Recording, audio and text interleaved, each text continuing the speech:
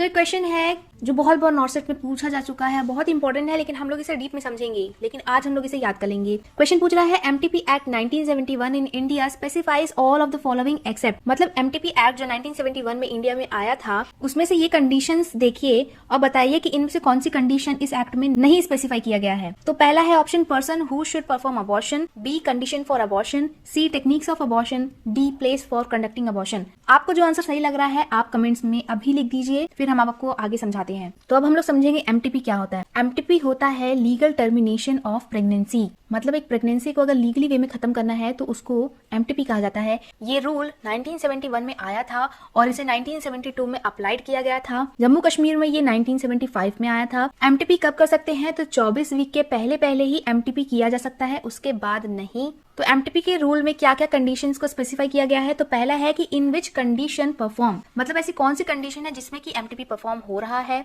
Second है who can perform, कौन MTP perform कर रहा है। 3 वेयर एमटीपी परफॉर्म, कहां पर ये एमटीपी परफॉर्म किया जा रहा है। तो ये 3 कंडीशन बहुत इंपॉर्टेंट है।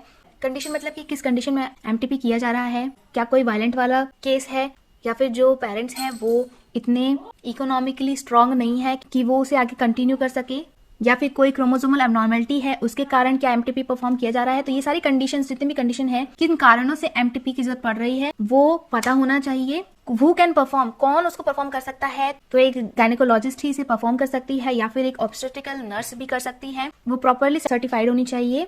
वेयर एमटीपी परफॉर्म, और एमटीपी कहाँ किया जा सकता है, घर में नहीं कर सकते हैं, प्रॉपर फैसिलिटीज के साथ हॉस्पिटल में, क्लिनिक में ही एमटीपी परफॉर्म किया जाना चाहिए। ये 3 चीजें बहुत इंपॉर्टेंट है एमटीपी के लिए। तो हम लोग ऐसे याद कर सकते हैं किस पे, मतलब किस पे परफॉर्म कर रहे हैं, कौन परफॉर्म कर रहा है और कहाँ ये परफॉर्म किया जा रहा है। तो ये था। अब आई होप आप इसका आंसर दे सकते हैं, तो कमेंट्स में आप बताना इसे पढ़ के।